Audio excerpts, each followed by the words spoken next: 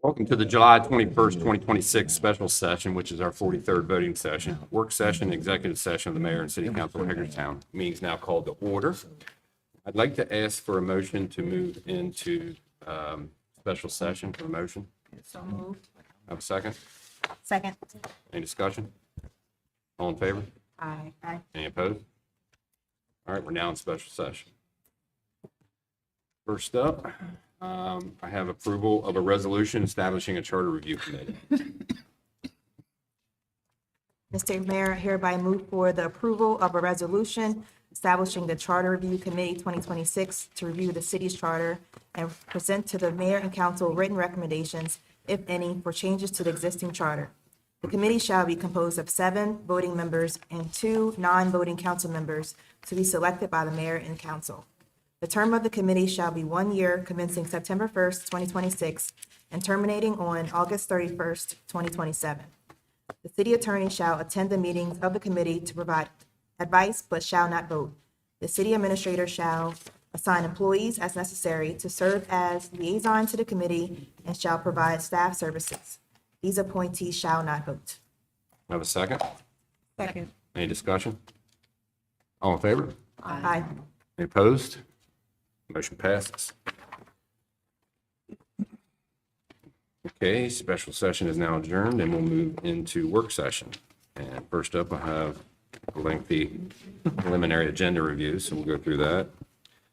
Next week, we'll have our call to order and we'll have an invocation, pledge to the flag. We'll have our announcements, rules of procedure effective November 18th, 2025. Use of cell phones during meetings is restricted. All correspondence for distribution to elected officials should be provided to the city clerk and should include a copy for the city clerk for inclusion in the official record. Our meeting scheduled for August on the 4th is a work session at 2 p.m., the 11th work session at 2 p.m., the 18th a work session at 2 p.m., and the 25th is our regular session at 7 p.m. We'll have a historic district commission appointment. Be citizen comments, and 30 minutes are allotted for citizen comments. For items germane to city business, you'll have 3 minutes, and you must sign up 24 hours prior to our meeting.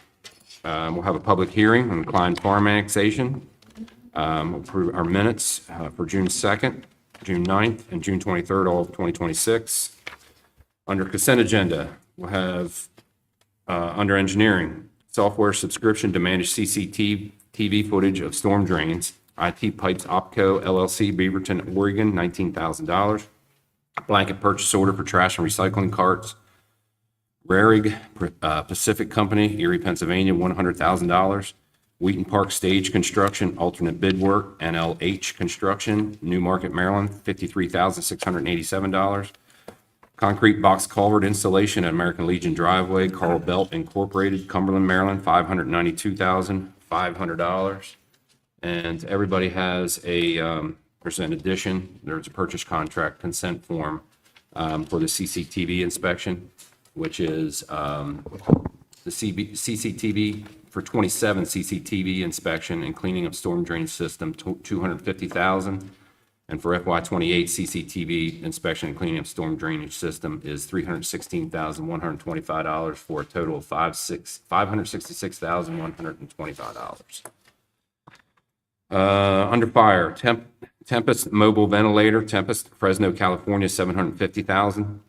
Pierce Enforcer pumper, second Atlantic Emergency Solutions, Manassas, Virginia, $1,500,000. iBrid MX CO H2S meters, National Safety Supply Incorporated, Emmitsburg, Maryland, $30,842.65. Under Human Resources, Liability and Property Insurances, Local Government Insurance Trust, Hanover, Maryland, $1,160,275. Under Information Technology, Annual Phone System Maintenance Renewal, Glessner Technologies, Hagerstown, Maryland, $15,498.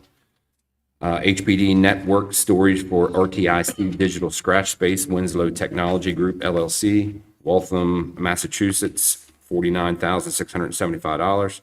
IntelliTime Annual Software and Maintenance Renewal, IntelliTime Systems Corporation, Santa Ana, California, $79,289.04. Annual Munis Support and Maintenance Agreement, Tyler Technology, Dallas, Texas, $332,413.07. Annual maintenance and support for Ninja RMM Software House International, Piscataway, New Jersey, $14,568.75. HPD Laserfitch, Avante Software Renewal, MCCI, Tallahassee, Florida, $10,285.79. Spry Point Professional Service for Implementation, Spry Point Services, Chicago, Illinois, $524,000. Under Police, blanket funding for upfitting of departmental vehicles, East Coast Emergency Lighting, Millstone Township, New Jersey, $200,000. 2026 Ford Explorer ST Line, Keystone Ford, Chambersburg, Pennsylvania, $47,000. 2025 Ford Explorer Police Interceptor Utility, Keystone Ford, Chambersburg, Pennsylvania, $45,600. Two 2026 Chevrolet Tahoes PPB four-wheel drive vehicles, Hertrick Fleet Services, Milford, Delaware, $111,592. 2026 GMC Acadia Sheehy GMC, Hagerstown, Maryland, $44,853. 2026 Subaru Outback Sheehy Subaru, Hagerstown, Maryland, $35,945. 2026 Ford Explorer Police Interceptor Utility Vehicles, Keystone Ford, Chambersburg, Pennsylvania, $186,800. Entry-level recruit fees for Washington County Police Academy, Washington County Sheriff's Office, Hagerstown, Maryland, $22,500. Under Public Works, City Hall Gutter Work, Snowboard Replacement, Water Table Repairs, Garland DBS Incorporated, Cleveland, Ohio, $77,985. Replace existing refrigerant monitoring service at Hagerstown Ice Rink, Kelly HVAC Incorporated, Upper Marlboro, Maryland, $25,188. Under Utilities, Light, 2026 Chevrolet Silverado 2500 with utility body, Criswell Chevrolet, Gaithersburg, Maryland, $63,389.76. Norfolk Southern Rail Crossing Fees, Rail Pros Field Services Incorporated, Omaha, Nebraska, $26,590. Underwater, we'll have Magnafloc Polymer Purchase, George S. Coyne Chemical Company, Croydon, Pennsylvania, $50,805. R.C. Wilson Water Treatment Plant Residual Land Application, Sinagro, Baltimore, Maryland, $204,000. R.C. Wilson WTP, SCADA Upgrade, ABB Incorporated, Warminster, Pennsylvania, $528,373. Tandem Dump Truck, Unit 207 Replacement, Kenworth Sales, Hagerstown, Maryland, $191,402.15. Underwater and Wastewaters, Master Plan GIS, Change Order Number 2, Black and Beach, Gaithersburg, Maryland, $1,470,452. Under just wastewater is airlift pumps for ENR, filter modules, parks in Fort Lauderdale, Florida, $86,215. Pellitzer roof replacement, change order number 1, Garland DBS Incorporated, Cleveland, Ohio, $57,981. Odor scrubber chemical purchase, Source Technologies LLC, Lexington, Kentucky, $28,800. And pump station 33 project closeout, Buckhart Horn, York, Pennsylvania, $9,525.25. There is no unfinished business.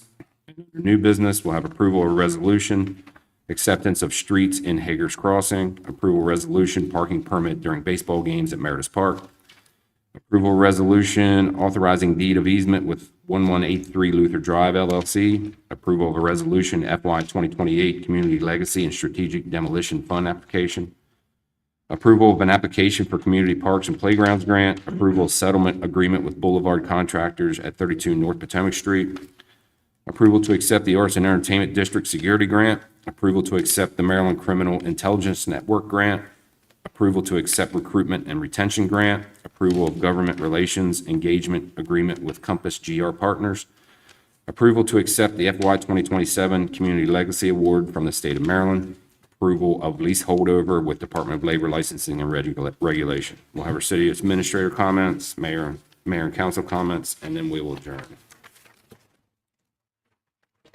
Yeah, it was a lot of numbers. wasn't it? I know.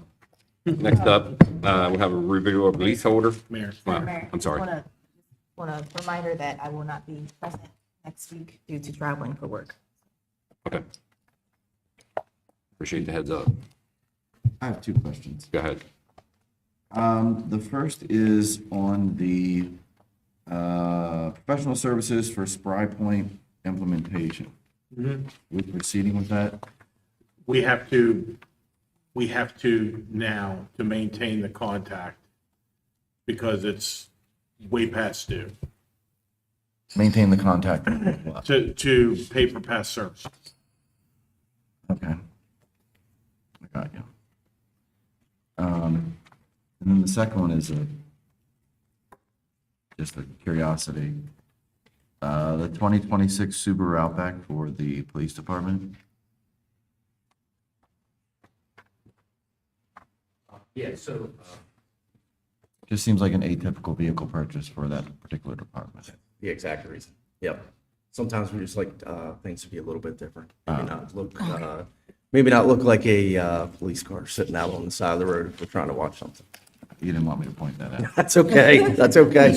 You're the one that's allowed to ask those questions, so. Yep, that's the reason, sir. All right, understood. Yeah, I know. I didn't try to slide my car in. Yeah, that, yes. People are looking at me like, why do you read everything? You just ruined it. Anybody else? Everybody good? Okay. All right, review of lease holdover, Maryland Department of Labor and Licensing Regulation, Doug Reeser.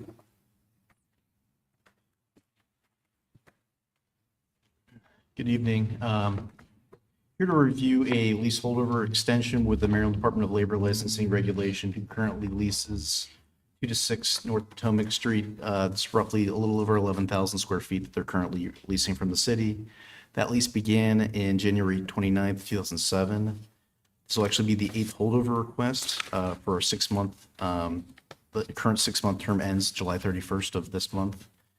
So the new term would be August 1st, 2026 through January 31st, 2027. The current annualized rent is $167,100, which is about $15 a foot. And the state is current in all lease payments today, and we're working in good faith with the state. So we have in the packet a letter for the extension as well as a draft motion for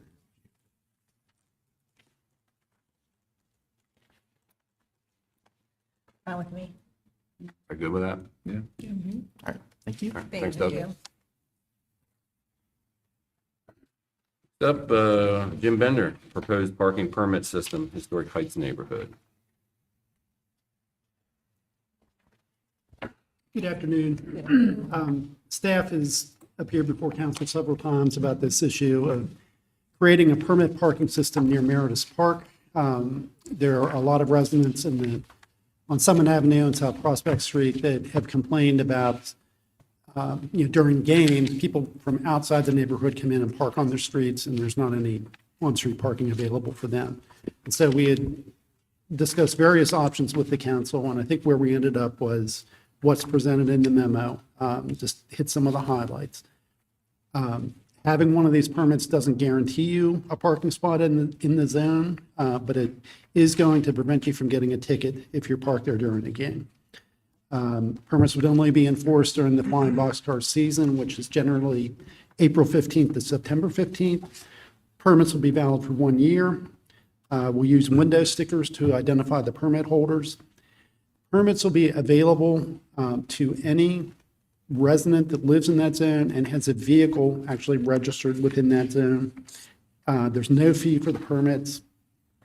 And the penalty for parking illegally in that zone would be $50 for the first offense and $100 for any subsequent offense. We will be installing signage to identify the limits of the zone. And permit holders that are parking there, even if you have a permit, you still have to comply with any other regulations that are out there. So you can't park next to a fire hydrant. It's unlikely, but if it was at a time when there were restrictions on the street for street sweeping, you have to abide by those signs, even if you do have a permit. But I think that the timing of the baseball games, there aren't going to be many of those conflicts that ever pop up. So there's a resolution, a proposed resolution attached to the memo, basically just laying out the creation of this zone and setting the amount of that penalty going forward. And if the council's in agreement, this will be presented at the regular session meeting next week. I'm glad that we finally came to a solution. Thank you, Jim, for your patience as we talked about this many times, but I think this will be beneficial to the residents in that area, for sure. I'm fine with this. I'm good. Yeah, I think at this point, we're at August. So I think we may go ahead and try to get the signage going and get that up. I don't know how much of the full program we're going to be able to still do this baseball season because people have to apply for permits and everything. So we'll do what we can, but I think our goal is by next April that this is all set up and ready to go. I think it'll give a good test period too, because they'll go at least through mid-September with the playoffs and everything. So I think we'll be able to adjust if we have to. Okay. Good. Yep, All right. Thank you. thank you. Settlement agreement with Boulevard Contractor, 32 North Potomac Street. Right, so back at the end of 2022, December of 2022, the city awarded a contract to Boulevard Contractors to renovate 32 North Potomac Street, which was the former M&T Bank building, and it's now the building where the city's customer service department and our planning and zoning and economic development folks are located. Unfortunately, I'd say the project did not go as planned. We had for a variety of reasons. Some of them were conditions that were encountered during the construction that nobody had really anticipated. For instance, we had groundwater when we were trying to excavate for the elevator pit. We were adding the elevator to the building, and when we dug down to the level we needed to for that elevator pit, it started filling up with water. So that was an issue that caused quite a bit of delay as we tried to figure out how to deal with it. We thought we had a solution to that problem, but it turns out that the foundation of that building is not what we expected. It's actually just sort of loose, stacked stones. So as the contractor was trying to dig through that to create a passageway through it, the foundation was starting to collapse. So we stopped on that. Took probably a couple months trying to figure out a solution. And then the final decision was, let's just eliminate that bottom stop on the elevator and only make it a 2-level elevator, first floor and second floor. Don't try to extend it down into the basement and get into that groundwater situation. So things like that came up that were not really Boulevard's fault, but they were conditions that were encountered. However, there were a number of things we were not pleased with Boulevard's performance under the contract. They failed to adequately staff the project at times. There was plenty of work to be done, but they would only have just a few people on the site working on the project. Their workmanship and the quality of some of their work was really below the standards that we would have expected. They did some very strange things in the order with which they completed the work. They were putting in carpet before they had even started to finish the drywall. And anybody that's finished drywall knows that, all the sanding and all the dust, you don't want to put the carpet down while that's going to be happening. So there were a number of things like that were going on. The original contract was roughly for $2.2 million. With the legitimate change orders in the contract, that ended up bumping up to about $2.4 million. We got pretty much to the end of the work.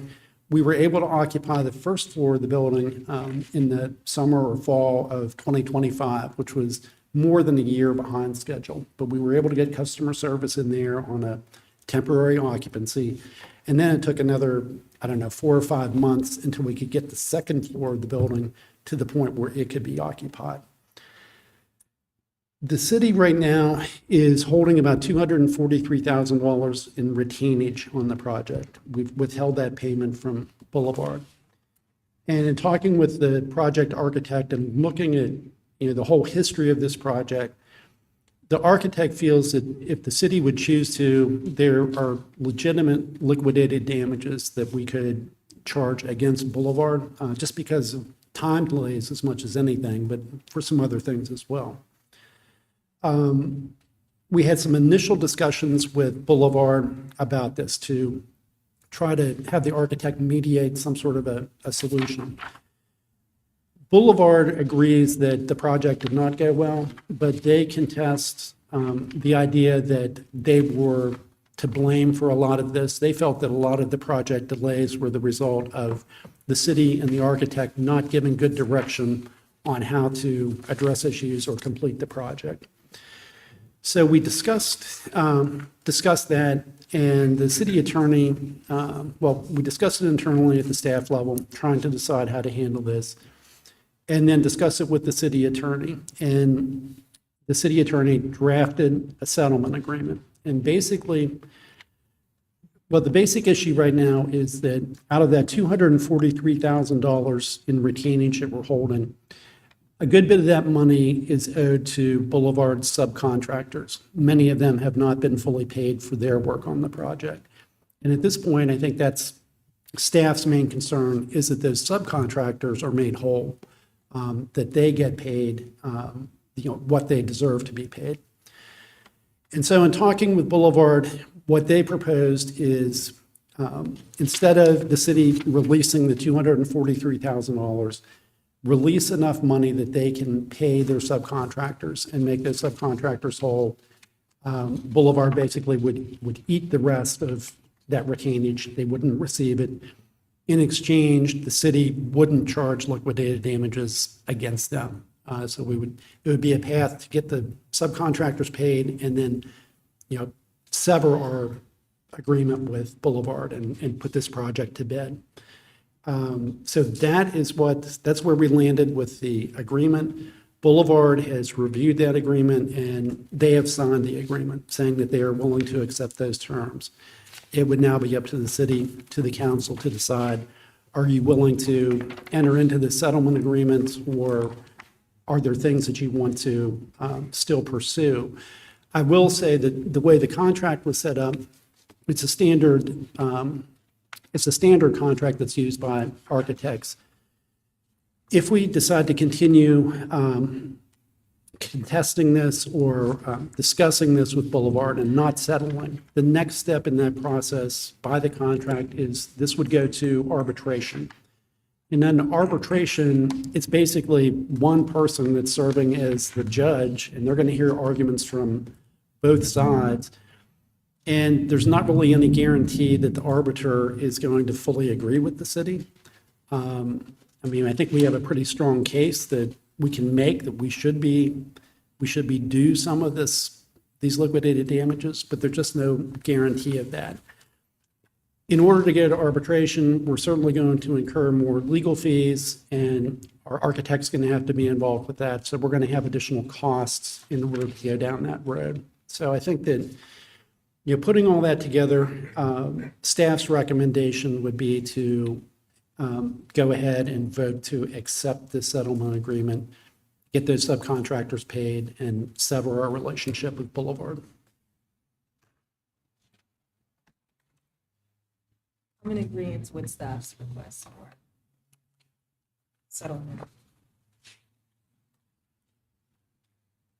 Yes. Good. Yeah, I'm good with that. Good. Thank you. Thank you. All right, next we have the e-bikes and e-scooters camera system. Got Captain Andy Lewis. Who's going to join you? Andy? All right, Captain Lehman is. Are we skipping? Are we skipping? Yeah, we're skipping Nancy's. Good afternoon. Good afternoon. We're here to talk about camera system as well as e-bikes. I'm going to take care of talking about the flock camera system, or more accurately, our automatic license plate reader system.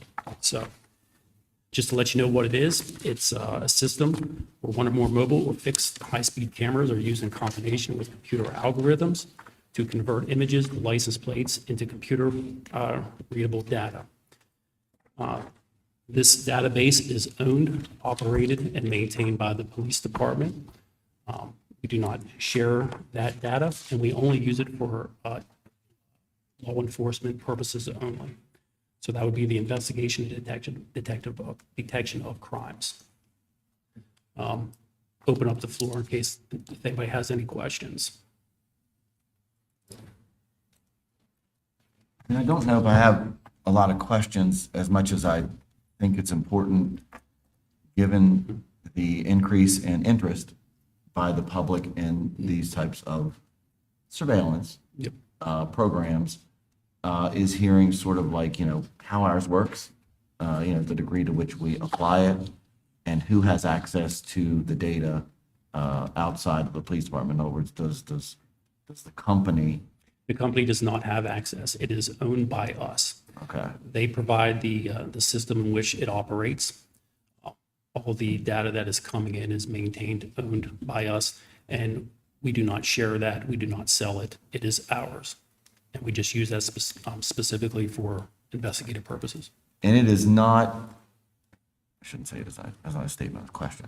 I guess the question is, does it interact with other technology-oriented camera systems within the city? Or is Yeah. it separate and alone? We have other camera systems that that can be dumped into it just for the analytical portion of it. So any high-speed camera you can use, and then you can get that camera to dump into the system to record license plates. So like, I guess I'm just trying to imagine, let's say there's one up, somewhere in town, and you're attempting to track a vehicle and it goes through the overpass there. Does that system interact with like the red light camera system? Or No. like the school zone? No, They're all separate. separate They're all and separate. independent of one another. correct. And then what about and I'm just trying to sort of check the boxes of, 20% is fact, right? And 80% is rumor. So I'm just trying to check the boxes of, the notion that it's constantly tracks the repetitiveness of, let's say an individual simply going to and from a destination. It'll record license plates that are going through those intersections. And it said it keeps that data, but that data is not accessed or reviewed by law enforcement personnel unless it is for a law enforcement purpose. And when anybody within our department who has received training, okay, on the use of it, as well as the security measures that the state has in place, as well as at our department, has to, enter the reason as to why that they're searching for it. So we just don't go in and Within your agency. correct within our agency. So I guess, like, I'm trying to think in my mind, right, the conversations, that are occurring among the public on this, and I'm trying to differentiate between the two. I'm gonna ask a really, like, dumb question. Because I'll see, folks will have an incident occur near their residence, and they'll say, hey, did anybody in the vicinity of where I live catch anything on their Ring camera, right? And so I'm just trying to differentiate how this is different than the repetitive nature that the private citizen employs at their private residence to operate pretty much exactly the same way on a daily basis. It is no different. It literally. I think that's what I need to These understand. cameras are a camera that is just focused in on a license plate. We could do the same thing with the other hundreds of cameras that we have. Is no different. Any private business, you can buy flock cameras for your private business. There are tons of big businesses that have them out, so there is no difference in that. The only thing that is different is just the analytics, that it says, hey, this car went through here. But we don't care that you go through it 150 times. We don't care unless you commit a crime, and then we care. Okay. And then how many total did you say we have throughout the city? I didn't, but we have roughly about 35 Total. total. Okay. And how many more are set to be installed? That I don't have an answer to. So 35 across 14 square miles. Well, there are some of them that are flock cameras, and there's other cameras, again, high-speed cameras that are tied in. Oh, okay, so not 35 flock cameras. Correct, that is correct. Okay. It's not 35 flock. I guess that's my specific question was how many flock Yeah, cameras? four. 4 out of the 35. Correct. We just use the analytics for the flock So system. that's about 1 per every 3 square miles of the city. Yeah, I mean, that's not a lot. I would say so. Okay. I think so. We limiting them to bike lanes, say e-scooters and e-bikes. You want me to discuss that now? Yeah. Yeah. One more. Sure. Go ahead. One comment. Can you tell us if the transparency portal is still an active website to receive more information about the flock camera system? It is. We just checked it just before coming in here, and it is active and up to date Okay. with And- the, go ahead. And the portal I'm talking about is, for everyone listening, it's transparency.flockSafety.com/Hagerstown-MD-PD. And that website goes over what's detected, like mentioning the license plates, and what's not detected, such as facial recognition, people, gender, and race. So there's a whole lot of information on the website for people to look at. That's correct. Make sure that was current. Okay, thank you. I was installing these cameras in several businesses before I started here at the city, due to the fact that, especially in car dealerships, where there would be vandalism overnight, and we would put these cameras up to do license plate detection of cars leaving a lot, so we could provide it to the police. And this was 2002. So these cameras have been around forever. Yeah, I think I was surprised. I was in a meeting this week with an entity, and they said, we can tell through our technology partners that we coordinate with where our shoppers, are coming from and going to within like a 24-hour period before and after, based on, the electronic devices that they carry with them. And I just trying to think in my head, like, the folks that profess, to feel imposed upon by this type of system, yeah, I mean, unless you live like under a rock in a cave somewhere at this point, you're being detected 24 hours a day by hundreds of entities that are sharing your information to understand how you operate as an individual. And that's one of the reasons why we exercise great care, okay, with the type of technology that we have, not to misuse it, abuse it, and only use it for official law enforcement purposes. So we completely, understand that.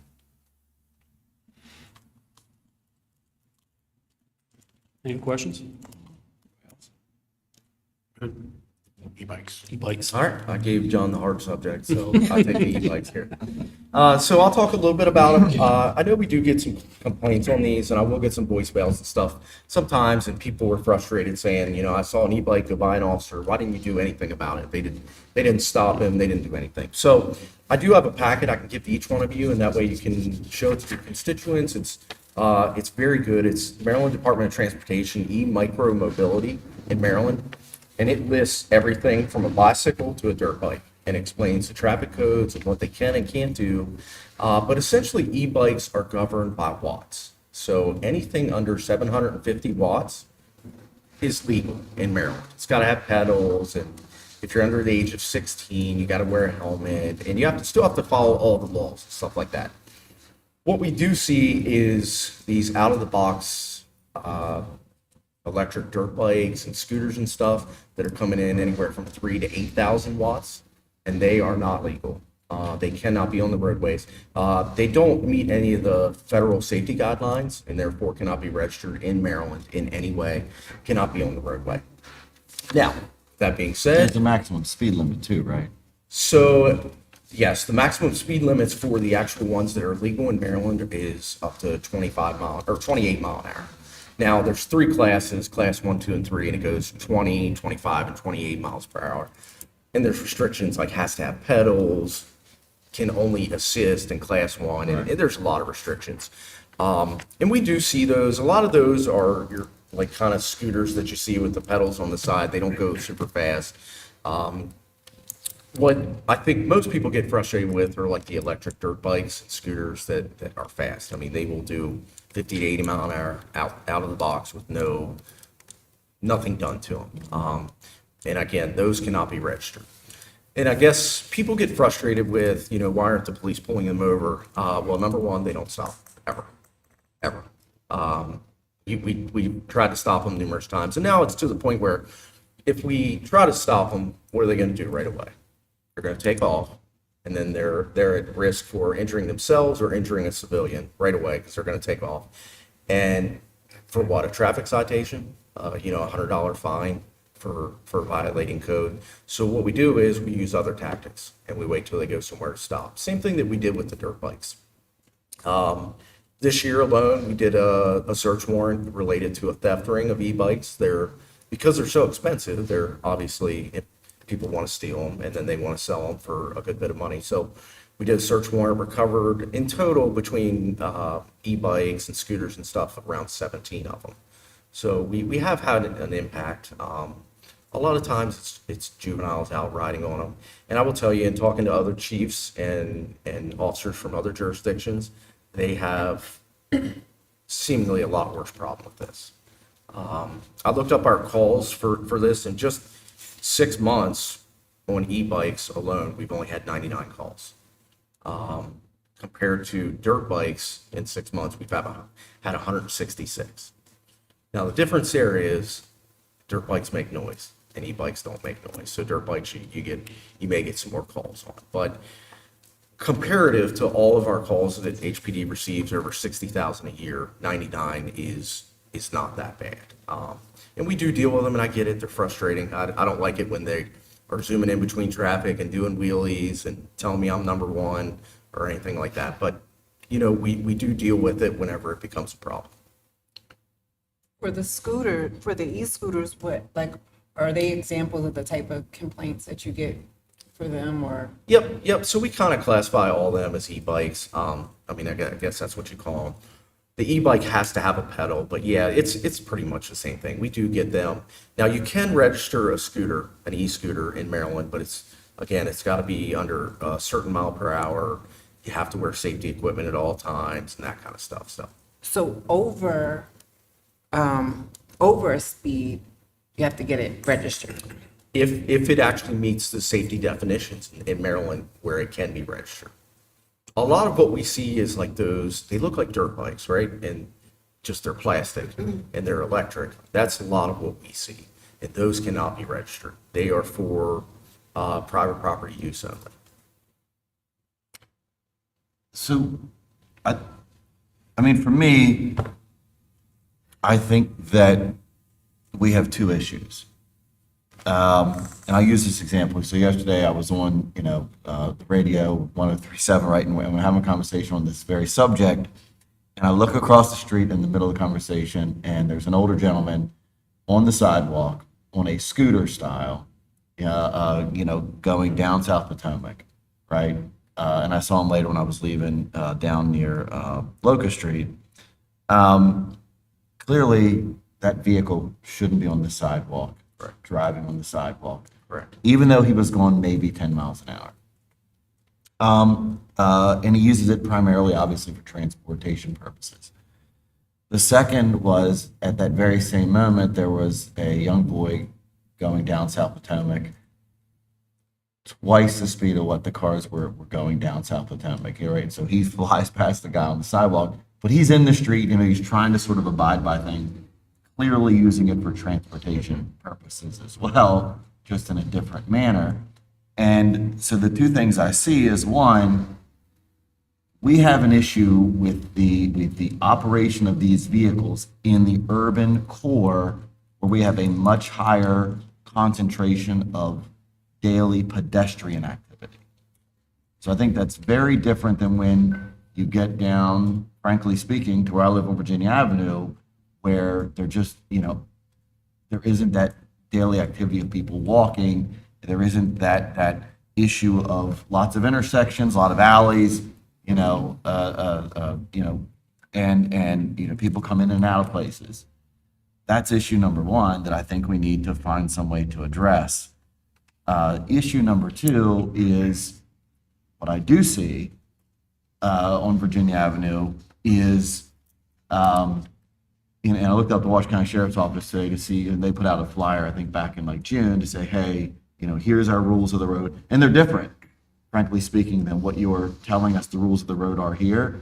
So the second issue I see is there is clearly an interjurisdictional thing happening on a daily basis where individuals are traveling, in and out of the city on those main ingress and egress thoroughfares, where there's an absence of I guess addressing that between one and the other. And I don't know how you address that particular item, but I feel like the first item is an item that we can find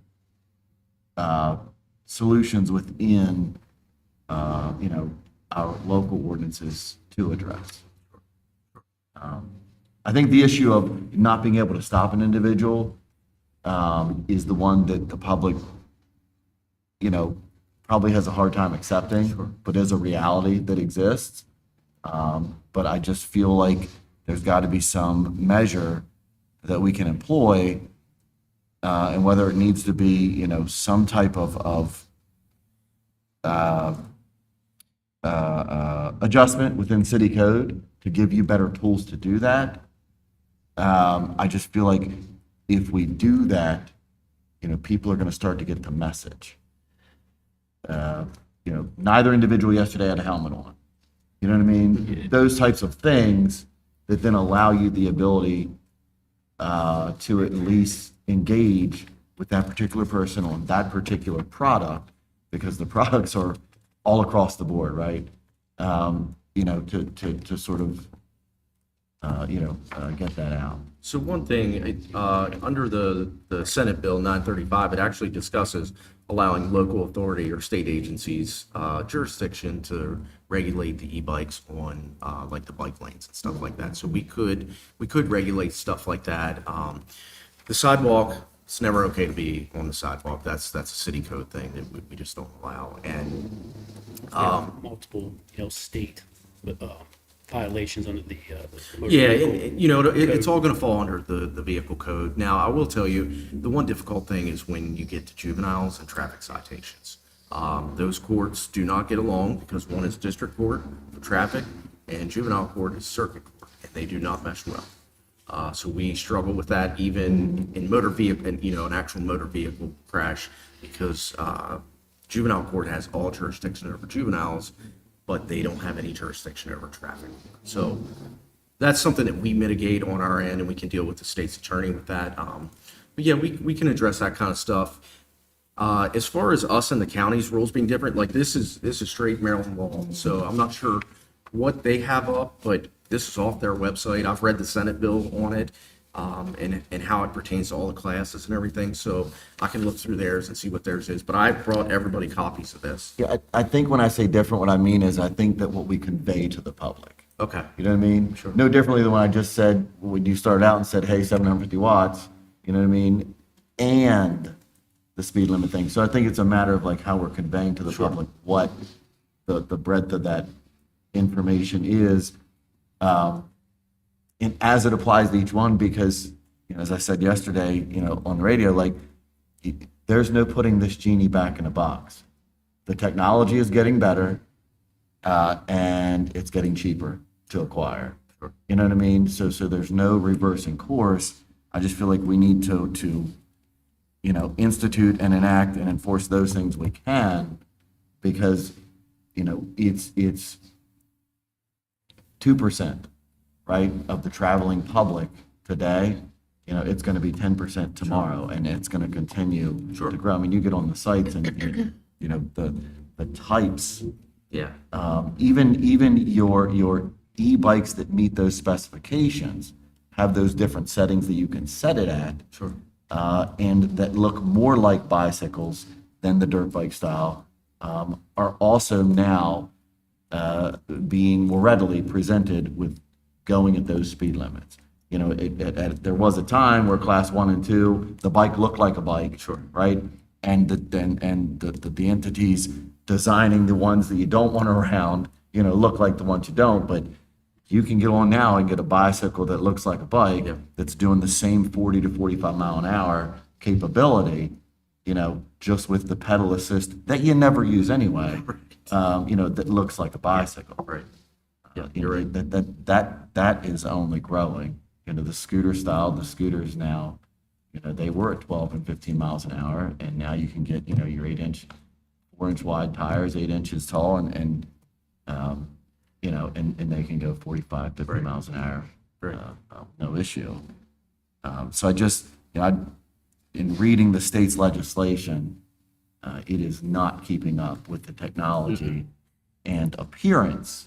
I think that's key, and I actually referred back to when the pocket quads and those mod quads came out. You remember, and we had to sort of write the things that matched them, and they went away.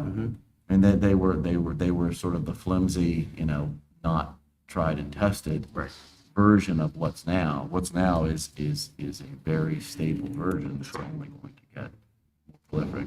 Yep, I agree with you. And especially in the downtown area. Yeah, we could definitely look into some ways to reduce that and work with council and make things a little bit easier on ourselves. Yeah, and the safety concerns. I mean, there's so many children now with these bikes, especially now riding through our parks and through congested areas. Just recently on Sunday at Wheaton Park, there were several kids that were just zooming through, and there was older people there, and they had to jump away, and it was a mess. But I would be interested in some type of cracking down or policy changes that we need to make, so we don't get to a place where people are getting hurt. Sure. And then it's like, oh, y'all didn't do anything about that. So we have to do something. Like I said, I think it is like, so when my boys, you know, they hop on theirs and they go back to their buddies, you know, and they play basketball, you know, either back at the end of Nolan, or they go to their paps there, right, to swim or whatever, you know, or the boys come up to my house and play ball or whatever, within the neighborhood. If they're using those, and it's one thing to use that, frankly speaking, on a road like Nolan Drive, which is fairly wide and not well traveled. You know, it is a much different thing to use it, you know, coming through Franklin or Washington Street, you know, going through those intersections in the way that currently exists, with the volume of you know, walkers doing the same thing at the same time. Yep, I totally agree with you. I'm curious to know if majority of people know that they have to have them registered. It just seemed like so many. So the e-bikes do not have to be registered under 750. It's when you go over that with the e-scooters and that kind of stuff, those have to be registered. And yeah, I would say, you know, a vast majority of legitimate owners, where they're not stolen and stuff, actually do follow the rules and get them registered. Some of them actually have to have insurance and that kind of stuff. So I didn't know that. the vast majority, it's when, you know, they're stolen or they've been sold 14 times down the line, that's when we start to not see where they're actually following the rules. To Councilmember Bell's point, though, would it be beneficial to do a PSA? To say, hey, if you have these type of bikes, here's a rule, something like what the county did, but just I would have our never own turn down messaging? a PSA. Yeah. I think that's always a good idea. Yeah, because maybe like there's parents that don't know, Sure. you know, or Sure. That's what say, I'm hey, saying, like, if the reminder, kids are don't flying, ride can't these see them. on the sidewalks. We have actually bike are lanes. working on a PSA with the HFD about e-bikes. So we have Okay. one coming up. Good. Just one question for me, is it, and I don't mean this question to be kind of a reach, but focusing on like the downtown more dense areas where you're seeing a lot of that traffic, right? That should not be happening with the e-bikes. Are there any officers that could be geared to any of those specific like corners or locations? Like that's one, or two could be, I'm not sure if the unit has any scooters, any officers that are on scooters, but I know some other cities where I do see cops on scooters as well. Sure. I don't know if that's like something to consider too, or if you have an officer that's patrolling on foot or on bike. And I only say this because I've been pulled over as a high school student driving by a walking cop. So for me to be driving and the officer to be on foot to stop me, so, okay. So I know that, you know, if we can figure out a way to pretty much gear that, like, fix that solution of, and I hear what you're saying, it seems like it's almost impossible to get a 16 or 15-year-old who's extremely going fast and stopping him, and it might cause, and I could visualize the whole scenario. But I guess what I'm trying to ask from both of you and the unit is, are there other tools or tactics that you guys can maybe come back with us and say, hey, you know, maybe we need this, or we need to invest in this, you know, just like little things like that. So we actually have other tools and tactics that we use. Okay. I try not to put too much out in open council. Right. But we do, and I can tell you, we have spent many, many hours tracking and watching and waiting. And we've done several search warrants related to them. So we do have other tools. If you want to buy us e-bikes, I'll never turn down anything for the police department. If you need one, who knows? So, but yeah, we do have other tools, and we do target those specific locations.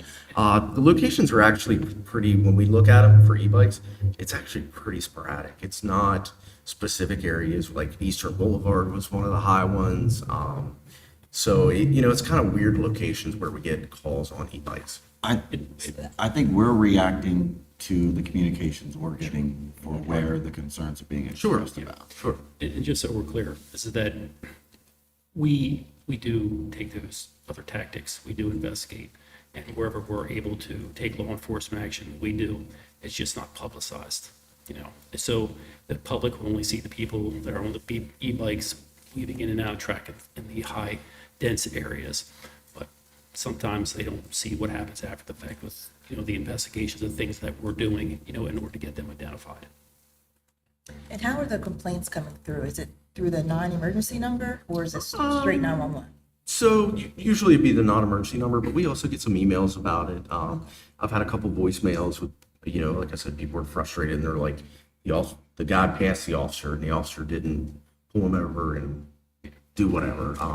And so I understand that frustration. You know, I have e-bikes go out in front of me too and do dumb things, and it's frustrating. It shouldn't happen. But we just have to be a little bit cautious with that. Same as with the dirt bikes, and you know, it's something that we can deal with, and we do deal with. We just have to do it differently. If that makes sense. Usually.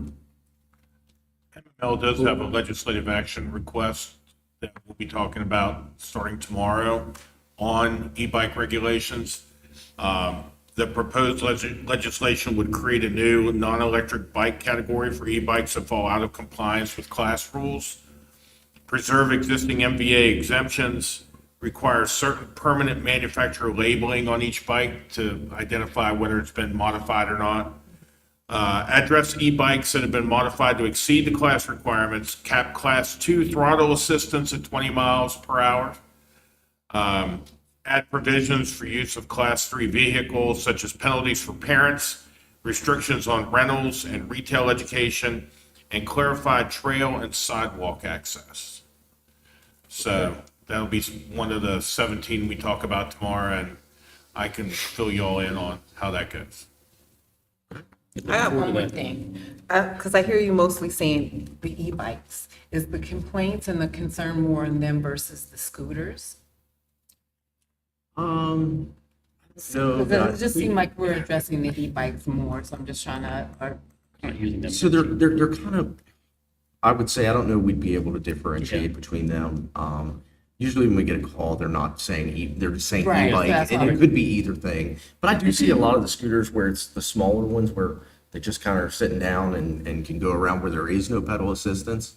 And those actually are in here too, and I'll give you guys a They're copy. treated differently. Yep, they're That's what I treated was differently, wondering, that's yeah. correct. They are treated differently.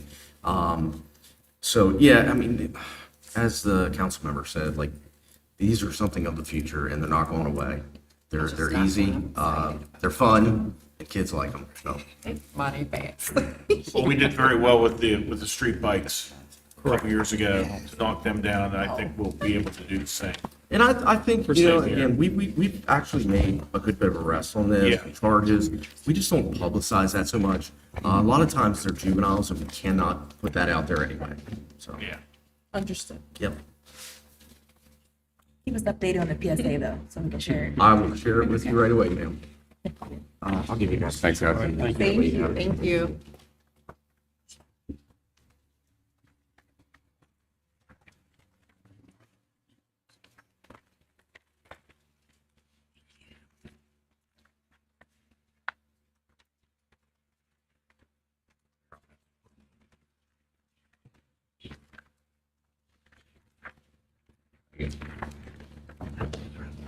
All right.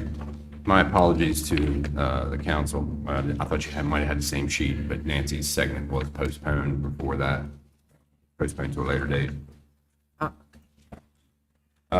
Next up, we have Matt Ross, our Strategic Demolition Fund Community Legacy Grant, and Mr. Steve Bachmiller.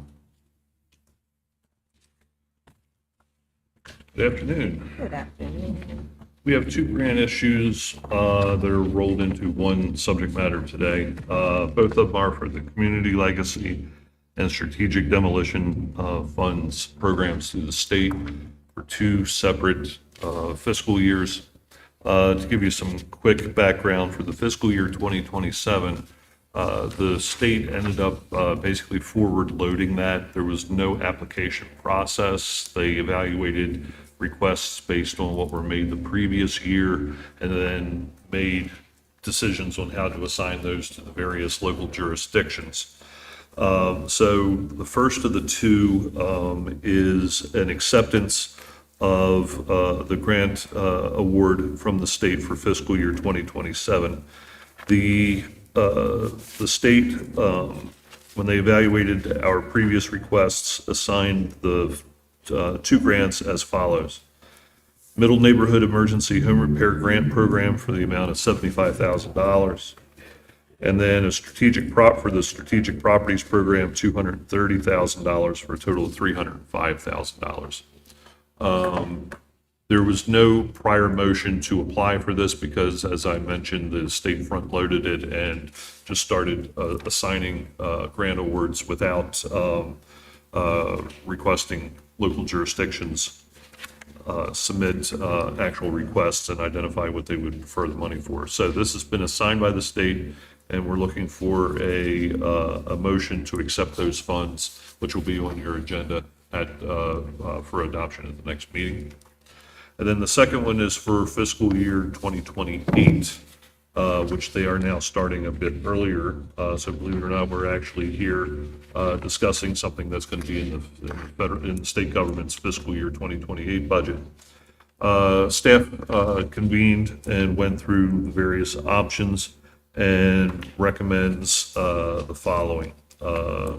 One is a request for $150,000 in the Strategic Demolition Fund for fire suppression. This grant program is to assist commercial property owners with upgrading fire suppression systems to meet current fire code requirements. Second one, in the Community Legacy Funds, is for alley improvements. This is for Phase 1 improvements to public alleys. No paving is included in this phase. This is also part of the downtown community center, city center plan, where it identified to upgrade or pay attention to and upgrade the alleys in the downtown as public spaces, and the request for that is $300,000. The third is for the Strategic Demolition Fund for blighted properties. This is for acquisition and demolition of blighted and unsafe structures to eliminate hazards, reduce neighborhood blight, and prepare sites for future development. Also a request for $300,000. And then fourth is from the Strategic Demolition Fund for the Elizabeth Hager Center for demolition of the Elizabeth Hager Center building to provide access for repair and replacement of the failing arch storm drain located beneath that structure in the amount of $200,000. So we're looking for your feedback, comment if that's acceptable. And if it is, that also will be on your agenda for the next meeting for an official motion. Deadline for submitting those is August 6th. I do have a recommendation for this proposal.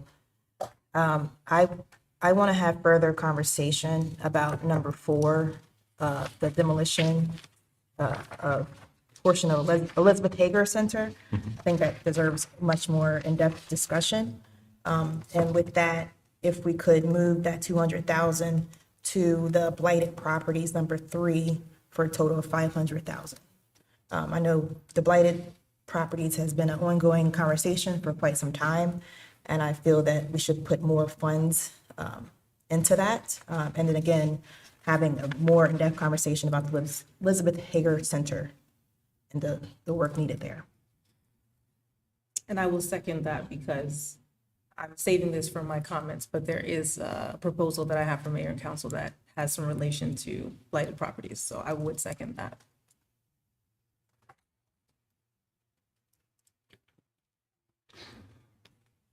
The only thing I would need to check is make sure there isn't a cap if we're going to $500,000 on that one thing. I don't think it runs up against a cap or anything, but, I don't think there's a cap. okay.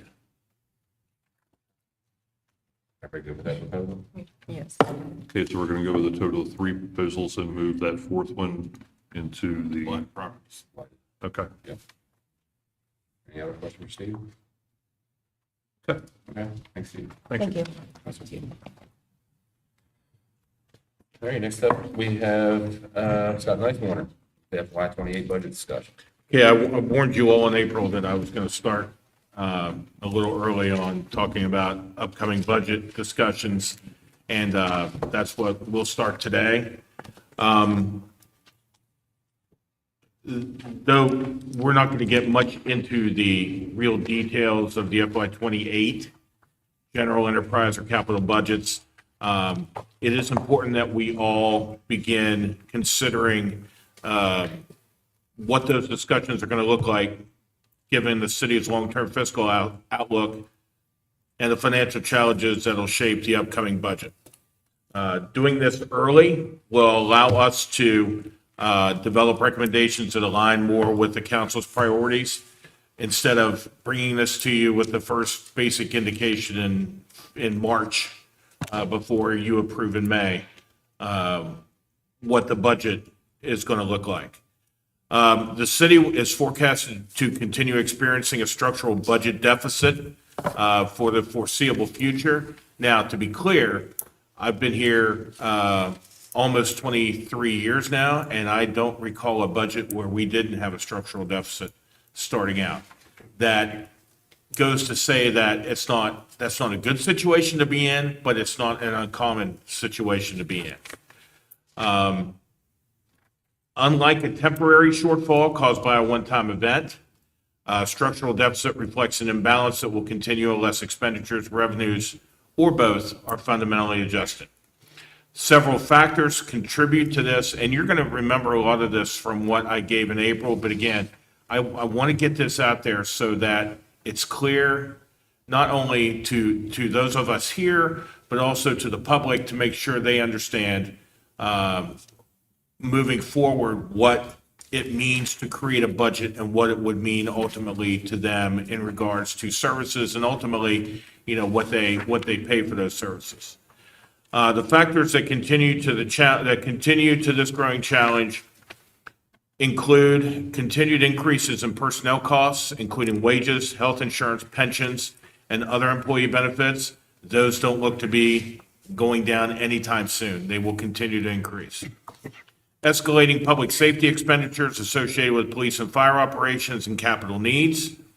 Inflationary pressures affecting contractual services, equipment, fuel, utilities, and construction costs, which we still experience on a daily basis.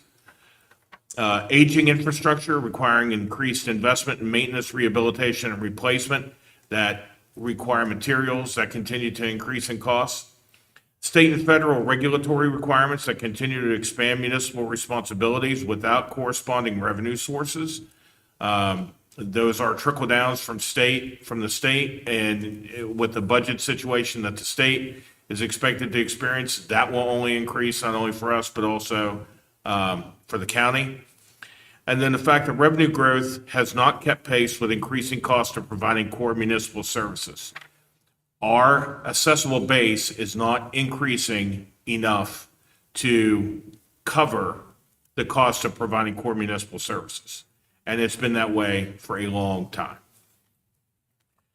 While the city's financial management practices have positioned Hagerstown well in recent years, relying on one-time revenues, fund balances, or deferred investments, that is no longer a sustainable long-term strategy. Maintaining the city's strong financial position requires proactive planning rather than reactive budget reductions, hence why we're starting this now. Beginning these discussions now will provide sufficient time to evaluate alternatives before the formal FY '28 budget process begins. Potential areas for council consideration over the next few months may include reviewing the city's core service delivery model and identifying priority municipal functions, evaluating opportunities for operational efficiencies and organizational improvements, examining user fees and other cost recovery mechanisms to ensure they reflect the actual cost of services, considering economic development initiatives that expand the city's long-term tax base. That would include residential and commercial, identifying potential capital project priorities and financing strategies, reviewing the city's revenue structure, including property tax, income tax, enterprise funds, and other recurring revenues, evaluating partnerships and regional service opportunities where appropriate. I don't think we've done enough of that in the past, and we will look to investigate how we can get that moving a little bit more to help us. And then assessing long-term financial forecasts to better understand projected budget gaps over the next 5 years. The objectives of these early discussions is not to predetermine any specific decisions, and I want to make it real clear, this is not a local Doge project. In fact, it's exactly the opposite of that, trying to find a way to allow our staffs to work better and to work under less strain than what we are working right now. Beginning this process well in advance, a budget adoption will enhance transparency, improve strategic decision-making, and minimize the need for last-minute adjustments. With proactive planning and collaborative decision-making, the city can address these structural challenges in a deliberate and responsible manner while continuing to invest in the service and infrastructure that supports the residents of this city and provides for the future growth that we need to continue to develop as a city. Now, just briefly, I'll go through some of the slides that I went through during the April presentation. The first slide here reflects on the FY '27 budget environment, which is the budget season that we just started on July 1st. Cities and towns are actively evaluating these budgets with a focus on core taxpayer needs. Cities and towns are under financial pressure. They prioritize essentials, safety, and infrastructure. And we often make trade-offs. We cut, we reallocate, or we increase taxes to sustain those services. Cities are dealing with multiple financial pressures, including inflation, expiring federal aid, which predominantly is ARPA funding, and pension and healthcare obligations. Beyond the basics, FY '27 budgets still include targeted investments in affordable housing and community development, economic development, public health and homelessness services, and parks and community programs. Structural deficit concerns. We entered FY '27, as I said before, with a $10 million structural deficit. Again, to be extremely clear, that does not mean we were $10 million in debt. It's not what that means. It simply means that our revenues that were coming in were $10 million short of the expected cost for the services that we provide. It's not that we wrote or that we charged our Visa the $10 million and we couldn't pay it back. That's not what that means. The city charter requires a balanced budget every year. Expenses must equal revenue. That is opposed to the federal government, where there hasn't been a balanced budget in probably 40 years. To accomplish this year in and year out, we have decreased expenses to match revenue projections, or we have increased revenues to match expense projections, or we've done both. And I would say we have certainly relied on the decreasing of expenses to match revenue projections many, many times more than we've increased taxes. FY '27, we did not increase the tax rate, though several, I would say most people that got their tax assessment or their tax bill in early July from the city probably saw a tax increase because your assessed value increased, not the tax rate. How do structural deficits happen? Structural deficits happen. The first way is through revenue constraints. Property tax caps or political resistance to increases. It's natural. Heavy reliance on a narrow tax base. We have a narrow tax base here. We have a low per capita income tax base here, generally on average to the rest of the state. That creates a burden on the ability to afford living and the ability to afford housing. Declining or stagnant assessed values in parts of the city, we've experienced that for the last 20 years, where neighborhoods just are not increasing in their assessed value. And that is a fundamental issue we have got to address within several communities, several neighborhoods within this community. State funding volatility or mandates without funding. I think that we have just seen the tip of the iceberg when it comes to that coming down from the state level. We are certainly less exposed than the county is, especially when it comes to blueprint requirements. So I think that is definitely going to be something we need to keep an eye on. 2, rising fixed costs, which are hard to cut in the short term because they relate back to pension and healthcare, retiree healthcare, collective bargaining agreements that are usually on a 2 or 3 year agreement period, health insurance inflation, and debt service on past capital projects. 3, service demand versus capacity. Public safety, which is fire, police and fire costs, are rising faster than inflation. You just saw a sample of that in the consent agenda today with the cost of vehicles as it relates to the specialized needs that police and fire have. Aging infrastructure needs more maintenance and increased expectations for services without matching revenue growth. 4th, one-time fixes masking the problem, using reserves to balance budgets. We do that almost every year, and it's not a good continuing practice. Selling assets, delaying maintenance or capital spending. Again, kicking these things down the road does no good for the residents that we try to serve. When you're trying to do major repair work, utilizing a machine that's 20 years old and is breaking down on a regular basis. And temporary federal state aid, think post-COVID funding, which is almost off the radar anymore. These can make budgets look balanced while the underlying imbalance grows. Structural deficits are a big deal because they don't fix themselves. Left alone, structural deficits lead to service degradation, credit rating pressure, which means high borrowing costs if we do go out and try to float a bond. That costs us more in debt service. Workforce challenges in the ability to recruit and retain employees here at the city. We have worked extremely hard to get the quality of employee that we have in this city to date. We don't want to lose them. And for those that retire or do move on, we want to be able to recruit just as quality of people to take their place. And political instability around budgets and taxes. You all know the politics of taxes. That will always be a consideration.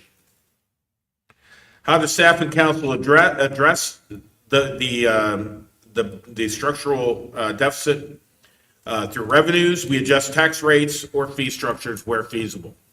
Again, in my line of thinking, this is the last thing we want to do. Broaden the tax base through economic development, the first thing we want to do. Recruit new business, recruit tax-paying business, recruit business that's going to hire people at good salaries and higher salaries and bring more people into living in the city. Modernize fees to reflect the actual cost of service. There are several fees that we have not raised in decades that I guarantee you now, we are spending much more than what we get back for those fees. I think of property abatements as number one thing. Reevaluate those, and we'll be doing that over the next several months. And advocate for changes in state law. We are doing that, and we're having some success. There was a task force developed that will look at alternative means of revenue generation by municipalities, both city and county. They will meet for the first time next week. Our representative on the municipal side will be Chad Rooney, who used to be the town manager of Williamsport, is now in Chestertown on the Eastern Shore. He will do an amazing job on this committee. He has been well in tuned in the work we've done with the folks in Annapolis, and I'm hoping we can get something going there. Expenses, realign services with core municipal functions. What are we doing now that we need to continue doing, and what are we doing now that just is not feasible for a municipality to do, or that we really don't have to do anymore? Renegotiate or restructure long-term obligations where possible. Our long-term obligations are such that we've locked them in so well over the years that we will review them, but it will be tough to gain anything from them. Regionalization or shared services while maintaining autonomy of services. Again, working with our surrounding communities, not just in Maryland, but in West Virginia and Pennsylvania, and see if there's a way that we can leverage off each other on certain projects that we do, whether it be in public safety or economic development. And then invest in efficiency, technology, and process improvements. We're working to do that now, to put more capabilities in the hands of the residents to be able to manage their own affairs with the city, while also allowing staff to be able to serve the community in a much better way through technology enhancements. And then in the red there, this isn't about one difficult budget year. It's about a mismatch between what it costs to deliver the services our residents rely on and the revenues we have available to fund them. If we don't address this mismatch structurally, we will continue to face the same gap every year. It will just increase. I'll go through these real quick. As far as the local reality, the tax structure versus the property mix. The city of Hagerstown has a higher share of tax exempt properties, nonprofits, governments, churches, more aging housing stock with slower assessed value growth and greater concentration on service demands. That's natural, being the largest city in the county.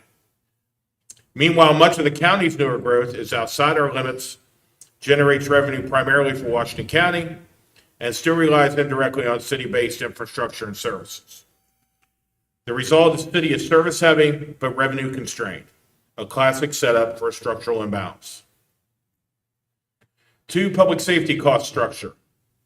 Police, rising personnel costs, recruitment, retention pressure. Calls for services concentrated in the city. I will tell you, as of, and the guys left, I think as of today, we are, from what we used to be 25 or 30 down in patrol, we're down 5. They have done a tremendous job in recruiting. You all have done a great job in allowing us to make it easier to recruit and better to retain our existing group of officers.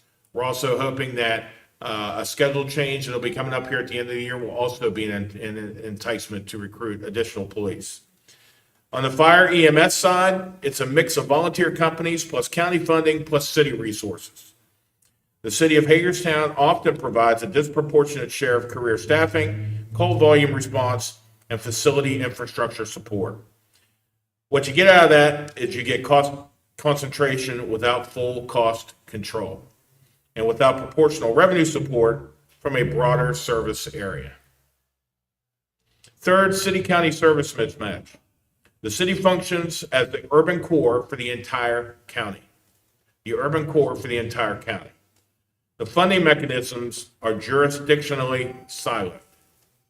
Example, residents outside city limits benefit from public safety spillover, police and fire work, roads and infrastructure, but don't contribute to city taxes.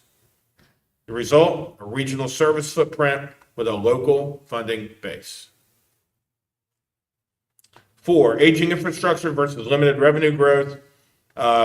We've talked about this ad nauseum. Older water, sewer, streets, and facilities require more maintenance, more capital, and there's limited funding streams from state and federal sources. At the same time, our revenue growth is modest at best. Rate increases are sensitive, but they're necessary, and deferred maintenance becomes a reality. You get operating budgets that get squeezed by capital reality, which is another structural imbalance. 5, economic development pattern. New growth in Washington County tends to be residential or logistics warehouse heavy.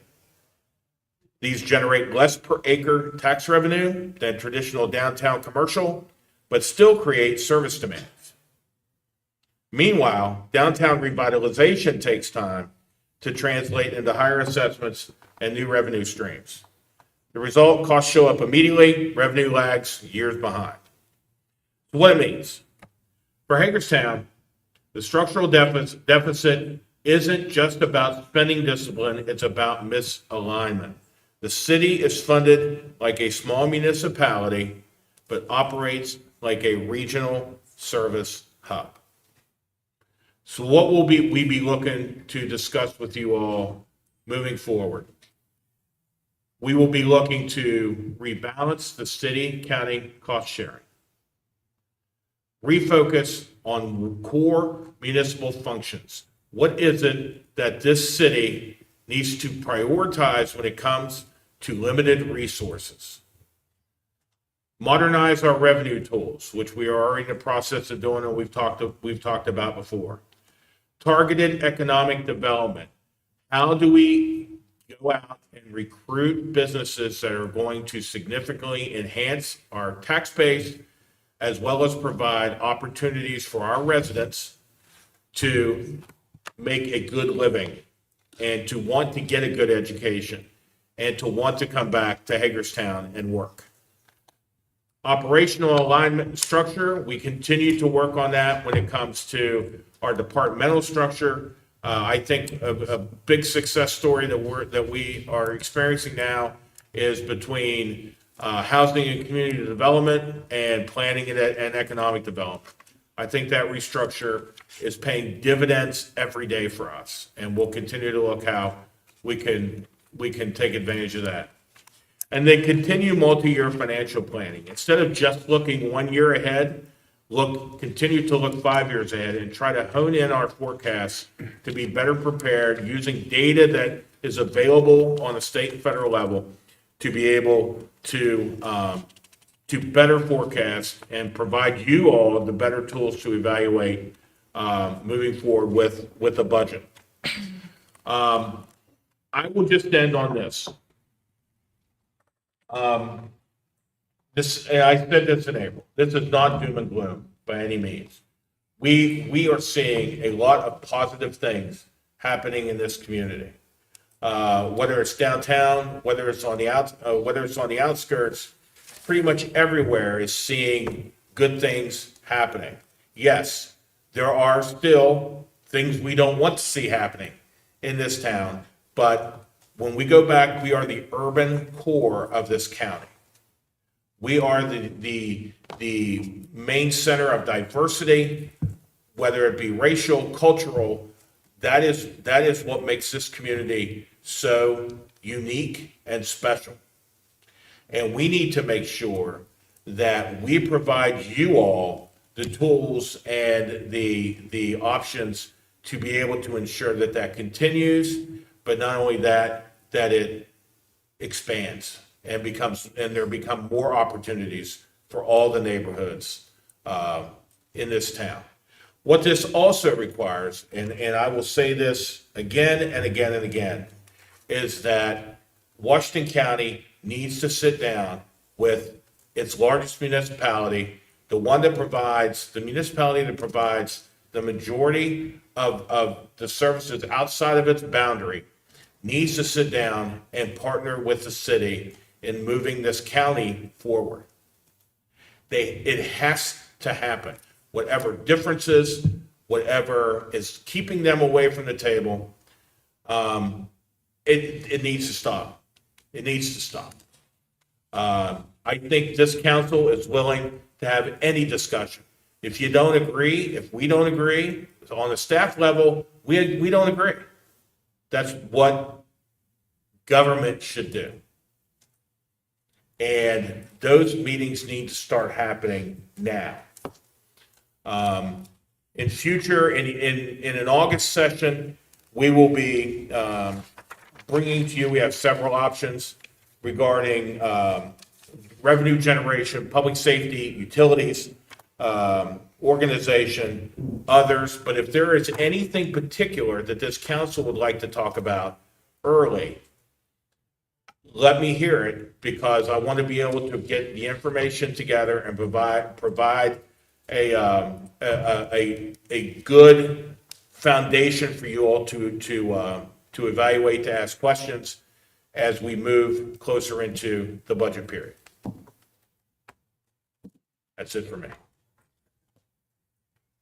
I think that what would be helpful, at least for me, is the review of the items in bullet point.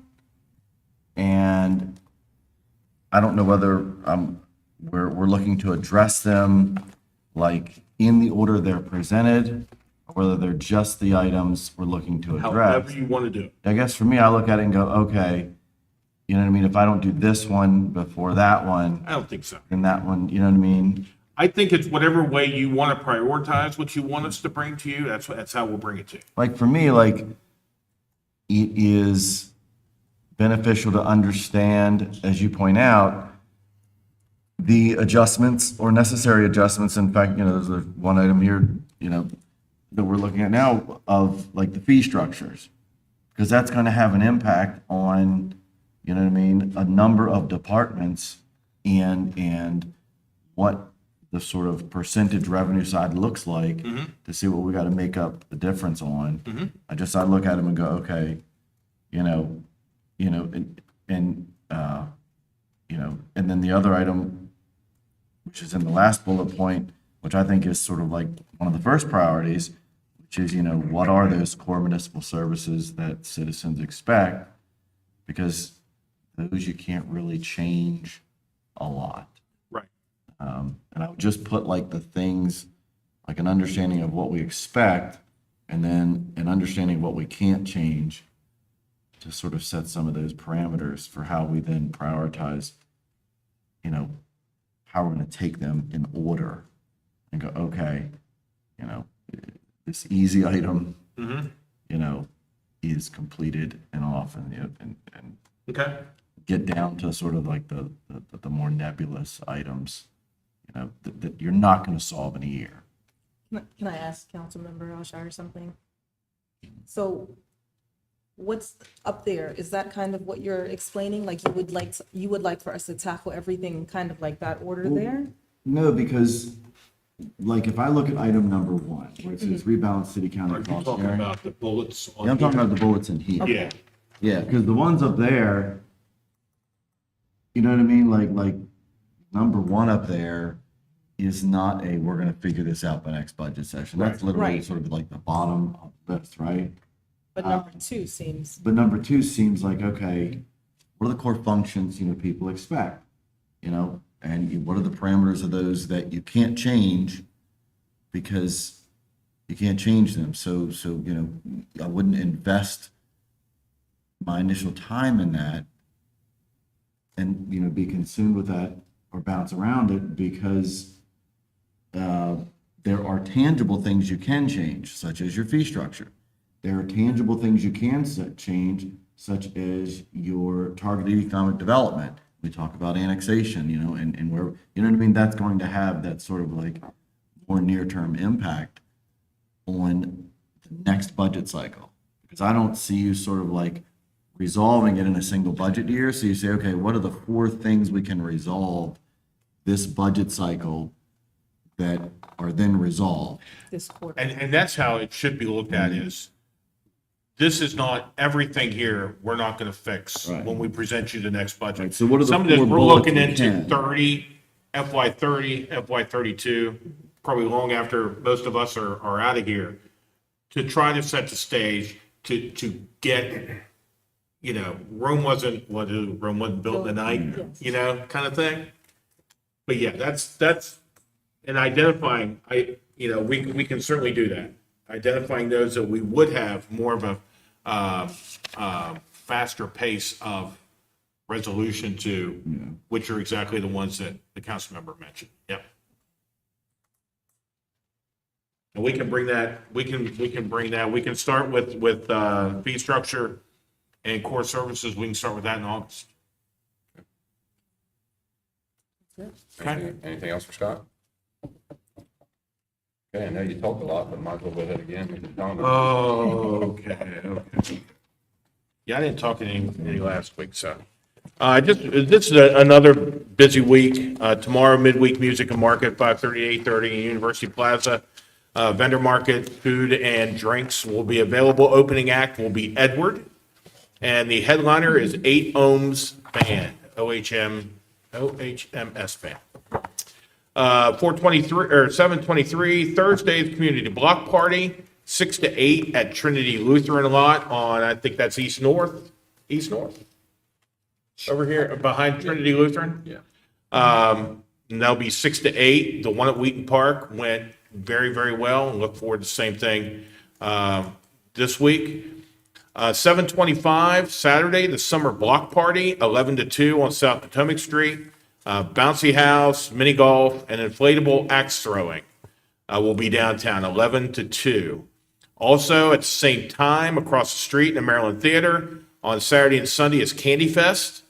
Saturday 11 to 5, Sunday 11 to 3. That's usually a fun time. So you just go from the bouncy house and go get a sugar high, then come back to the bouncy house. Sunday, City Farmers Market, Hub City Brewing, 11 to 3. The Ruth Ann Monroe Basketball League continues at Wheaton Park on Sunday. And the municipal band at City Band Shell at City Park starts at 7, featuring the Hagerstown Municipal Big Band. So that should be a nice evening there. The weather, I think, should cooperate throughout the week. And the last thing I have, and I meant to mention it last week and I forgot, but we lost another, what I would call a legend in this town last week, Doug Stahl. Doug was well known to a lot of people in this town, a former professional wrestler with Neil Superior, Neil Karakov back in the day. Doug was a larger-than-life individual. Many would know him from car dealerships that he worked at or that he was a general manager at. But I just want to send condolences to his wife, Lisa, kids, Mike and Emma, that my kids went to school with. And there was never a time you weren't with Doug that you didn't leave there feeling like you could probably punch a hole in the wall. He was a motivator. And again, larger than life, was absolutely shocked when found out that he had passed away. And this community will miss him. So condolences out to the family. Thanks. Councilwoman Anderson? Yes, so I had a very interesting week last week. I spent some time at the Boys and Girls Club, actually speaking about my role as a council member, and it was very interesting to find out when I asked the kids, who their mayor was, they all said Donald Trump. And I had to keep on reiterating that, no, that's our president. Yes, that's what they said. I even had your video up. I put up the state of the city and I was like, you've got Councilwoman Bell, you've got Alshire, you've got Burnett, Flaherty, and they're just like, okay, slowly figuring it out. But I had a good time with them and I did promise them something. I promised them that I would share their call outs.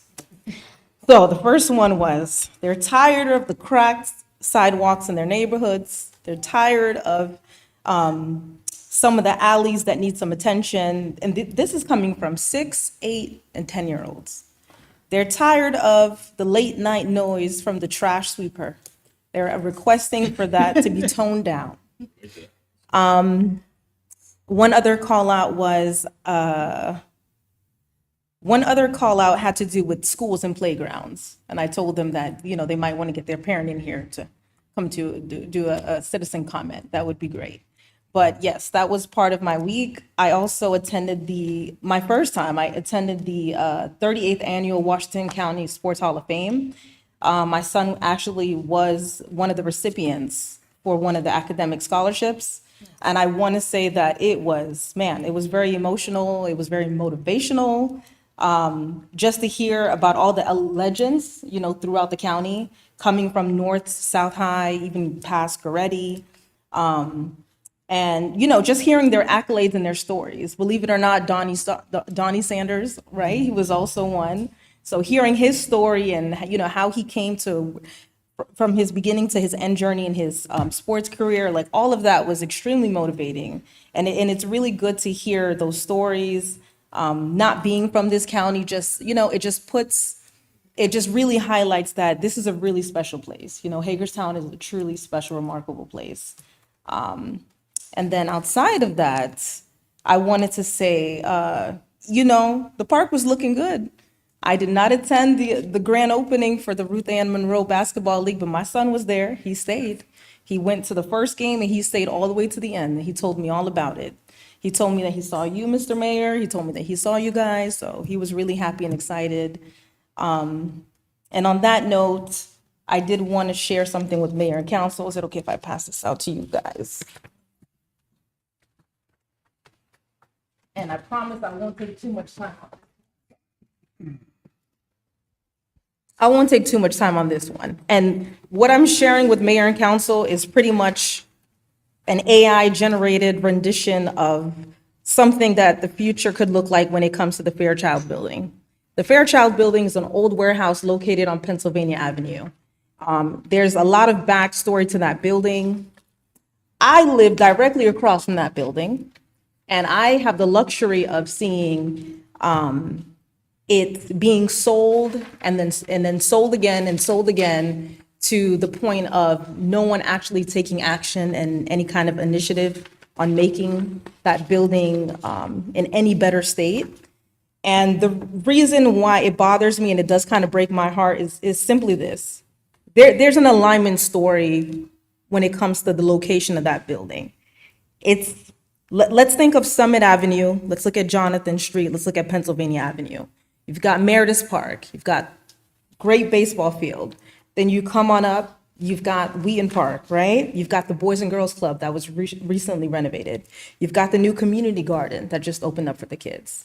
And then as you keep coming on down, you have this building that kids literally on e-bikes, walk, scooters, but they're consistently passing in front of this building. Either they're, you know, going home or they're going to school, and that's just not the sight to see. And when I think of the future of Hagerstown, that's not what I see. And I sat down and I thought about this over and over again of what could that look like in the future.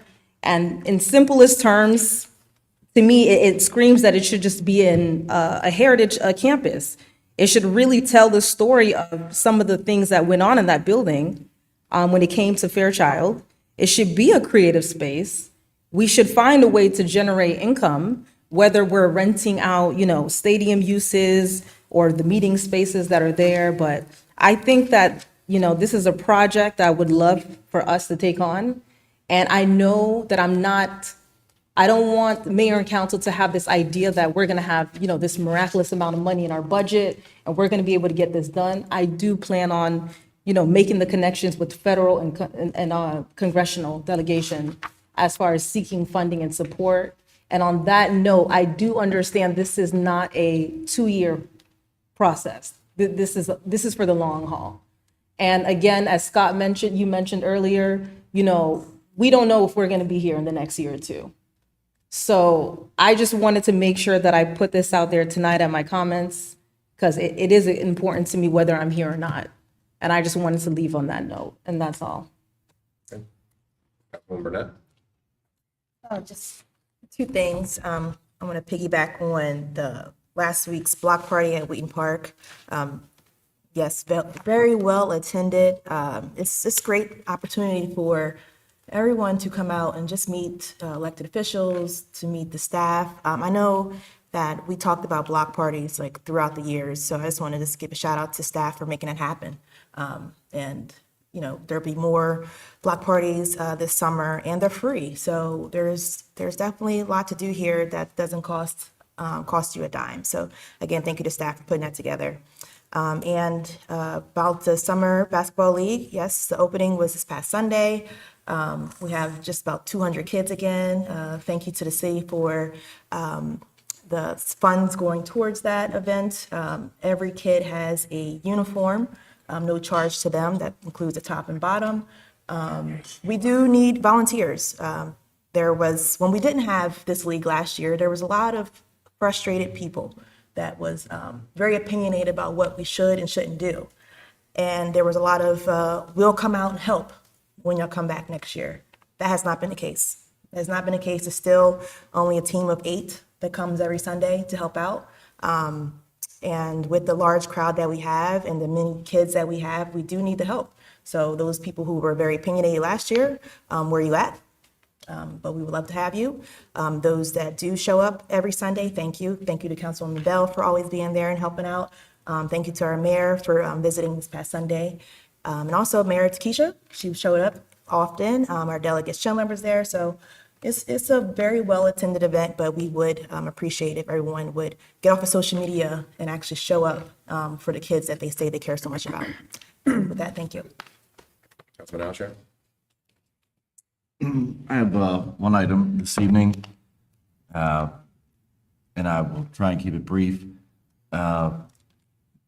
So I had, by absolute chance, the opportunity to engage with one of our citizens over some issues that he was having in his current apartment in recent months, which then led to, it started out, he had some concerns being able to access information here at the city to assist in his, in addressing those concerns, right? And, you know, it led to sort of engaging and trying to understand, you know, more detailed what that meant. And actually, you know, it gave me my first opportunity to attend and observe his interaction in the landlord-tenant court process last week. And, you know, I've been here for a long time. You know, and two things that I took away from that. One, you know, you're never anywhere long enough where you can't learn something new, you know, any day of the week, you know, in the subject matter that you engage in. And two, for all of the efforts that I have been a part of in implementing ordinances to implement and address issues that folks have with obtaining and securing and keeping good housing within our community. In my opinion, this was clearly an example that those efforts have failed to address this particular instance.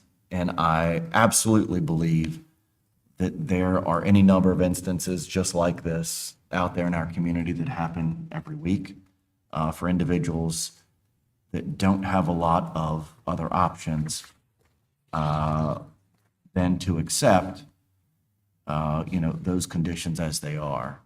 And so with that, I know that we've been talking about, you know, rental issues and wanting to have that dialogue. And again, I'll be the first to say I'm not of the position to want to implement, you know, measures such as, you know, rent caps and things like that. But I think that what occurred in this instance is exactly what we don't want to happen. And so I think that, you know, in concert with those other things we're having a conversation about, I would absolutely like to revisit the parameters or the tenets that we have in our rental licensing program. Because, and I just use this with one example tonight, and I'm trying to sort of like compartmentalize the emotion associated with experiencing this particular item, sort of the broader subject matter. But, I don't know when it happened, but I know that, the city's effort at one time was to say, okay, we understand landlords and property owners, if you don't want the inspection to occur on some regular basis, we'll get rid of that, and you only inspect a turnover.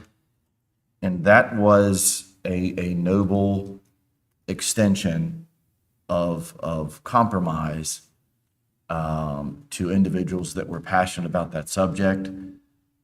But those individuals that may choose in instances to skirt that agreement and not engage the city and live up to those expectations are failing individuals that are then subject to moving in and out of places that aren't living up to that. And so I know that was long, and there's 1,000 things I want to say at the moment about it, about the whole process. But we haven't addressed them all, I'll just say that.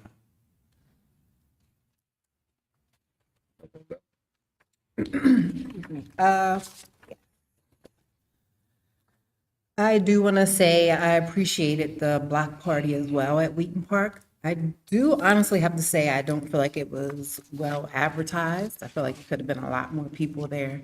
But what will always live in my head is the one officer with the jump shot on Facebook. I love it, but it was good that it was there.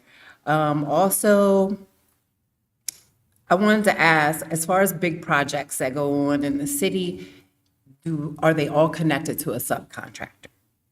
Because I know we talked about that a little bit before, is giving other businesses a way in also, so I wanted to ask that. Kudos to Wheaton Park. They came out full effect. It was super packed. And wanted to just give a shout out to Avery Carey and Mayor Donnie for their award. I wanted to attend that, so good thing you was there. And thank you for this as well. That's all I have. Yeah, I wasn't going to say anything tonight, but two things have popped into my head. A couple weeks ago, I gave a little recognition to Captain Lewis because I lean on him pretty heavily whenever I see something or constituent comes to me. So the reason I'm saying that is because she's sitting in here, Amanda Gregg. I lean on her pretty heavily, and I just want to tell her how much I appreciate her, because anytime there's a code issue or a permit issue or a landlord issue, I call her right on the phone right away. She always makes fun of me for not saying good morning first, but I've learned how to do that. But I lean on her pretty heavily. It helps that we have been friends for a long time, that I can do that. But I just want to show my appreciation for her, and she always gets me an answer. There's never a time where I don't go back to a constituent or anybody and without an answer. She always has it for me. Second, I wasn't going to say anything tonight, but you kind of sparked my curiosity with this budget, and it's high time that we stop saying between the county and city that we're going to work together or get along. It's time for action now, and I agree 100% with you. I don't care I have a difficult time because if I meet a person, I don't care what happens in their past. I care about that when I meet them there and moving forward. The same way with this. When I know I'm new to this, but we've got to bury the hatchet between the county and the city and start sitting down and coming up with answers and working together. So I know we've had some meetings and we've talked back and forth between city and county officials, but we got to start putting those words into actions, and I fully agree with you. So, all right, that's it for me. I would like to have a motion to move into executive session for the following three reasons. To discuss the employment, assignment, promotion, discipline, demotion, compensation, removal, resignation, or performance evaluation of appointees, employees, or officials over whom has jurisdiction. That's our appointment for a historic district commission. To consult with consult with counsel to obtain legal advice.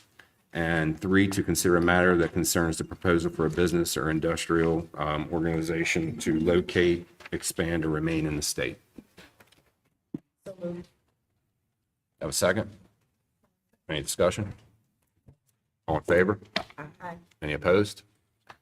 All right, we're now in executive session.